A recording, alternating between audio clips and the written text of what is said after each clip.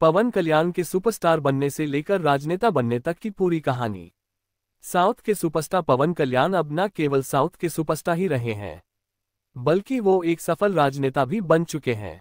जिस तरह से पवन कल्याण की पार्टी जनसेना ने लोकसभा इलेक्शन 2024 में सभी सीटों पर आंध्र प्रदेश में जीत दर्ज की है, उसके बाद हर तरफ पवन कल्याण की जीत के ही चर्चे हो रहे हैं। प्रधानमंत्री नरेंद्र मोदी ने भी पवन कल्याण की तारीफ करते हुए कहा है कि ये पवन नहीं आंधी है। चलिए जानते हैं पवन कल्याण के पर्सनल लाइफ के बारे में। कैसे पवन कल्याण एक सुपरस्टार से बने। प्रसिद्ध राजनेता पवन कल्याण का जन्म 2 सितंबर 1968 को कोनिडेला कल्याण बाबू के रूप में बापटला, आंध्र प्रदेश में कोनिडेला वेंकट राव और अंजना देवी के घर हुआ था। वे नागेंद्र बाबू और चिरंजीवी के छोटे भाई हैं। पवन कल्याण की पहली शादी नंदिनी से हुई थी, लेकिन उन्होंने उसे छोड़ दिया और फिर रेणु देसाई के साथ रहने लगे, जिनके साथ उन्होंने अपनी फिल्मों बद्री और जॉनी में काम किया। दंपति का एक बेटा है जिसका नाम अकीरा नंदन है, जिसका नाम उनके पसंदीदा निर्देशक अकीरा कुरोसावा के नाम पर रखा गया है।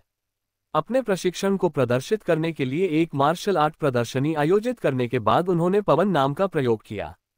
उन्होंने कई समीक्षकों द्वारा प्रशंसित और आर्थिक रूप से आकर्षित फिल्मों में भाग लेकर तेलुगु सिनेमा में शीर्ष अभिनेताओं में से एक के रूप में अपना नाम बनाया है। इसके अलावा पवन कल्याण जाने माने कोरियोग्राफर है। पवन कल्याण का गृहनगर चिराला है। वह श्री वेंकट राव और श्रीमती अंजना देवी के पुत्र थे। वह अभिनेता चिरंजीवी और नागेंद्र बाबू के सबसे छोटे भाई है। वे अभिनेता अल्लू अर्जुन, रामचरण, वरुण तेज, साई धर्म तेज, अल्लू शिरीष, वैष्णव तेज और निहारिका के चाचा भी हैं। कल्याण की शिक्षा नेल्लौर के सेंट जोसेफ हाई स्कूल में हुई। पवन कल्याण नेटवर्थ। यदि हम साउथ के सुपरस्टार पवन कल्याण की कुल संपत्ति के बारे में बता करें तो पवन कल्याण की कुल संपत्ति 163 करोड़ रुपए के करीब है। प्रजा राज्यम पार्टी। कल्याण ने अपने राजनीतिक जीवन की शुरुआत 2008 में युवराजम के अध्यक्ष के रूप में की। प्रजा राज्यम पार्टी की युवा शाखा, जिसे उनके बड़े भाई चिरंजीवी ने शुरू किया था। उन्होंने प्रजा राज्यम पार्टी में अपने दिनों के दौरान न तो चुनाव लड़ा और न ही किसी संवैधानिक पद पर रहे। जब उन्होंने पार्टी के लिए सक्रिय रूप से प्रचार किया तो उन्हें कुछ स्वास्थ्य समस्याओं का भी सामना करना पड़ा।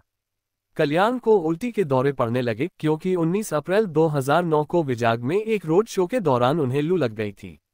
बाद में 2011 में जब चिरंजीवी ने अपनी पार्टी का कांग्रेस पार्टी में विलय कर दिया, कल्याण ने अपने भाई के पार्टी के विलय के फैसले पर मौन असंतोष व्यक्त करते हुए राजनीतिक जीवन से ब्रेक ले लिया। जनसेना पार्टी। कल्याण ने 14 मार्च 2014 को जनसेना पार्टी नाम से एक राजनीतिक पार्टी की स्थापना की। उन्होंने इस्म नामक एक पुस्तक लिखी जो जनसेना पार्टी की विचारधारा भी है। उन्होंने दोनों तेलुगु राज्यों से संबंधित मुद्दों पर चर्चा करने के लिए तत्कालीन भाजपा के प्रधानमंत्री पद के उम्मीदवार नरेंद्र मोदी से मुलाकात की और अपना समर्थन दिया। उन्होंने आंध्र प्रदेश और तेलंगाना में तेलुगु देशम पार्टी और भाजपा गठबंधन के लिए बड़े पैमाने पर प्रचार किया।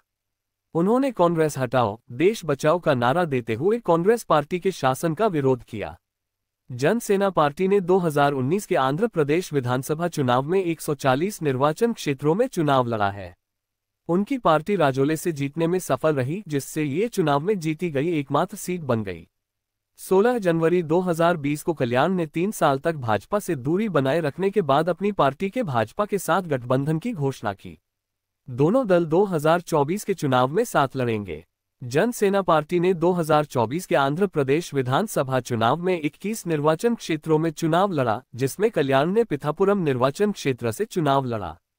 उन्होंने 70,000 से अधिक मतों के अंतर से जीत हासिल की। जनसेना पार्टी ने सभी 21 निर्वाचन क्षेत्रों और 2 लोकसभा सीटों पर जीत हासिल की। आंध्र प्रदेश में भी एनडीए की सरकार बन गई है। Telugu Desam party TDP supremo Chandrababu Naidu ने बुधवार को राज्य के 24वें मुख्यमंत्री के तौर पर शपथ ली।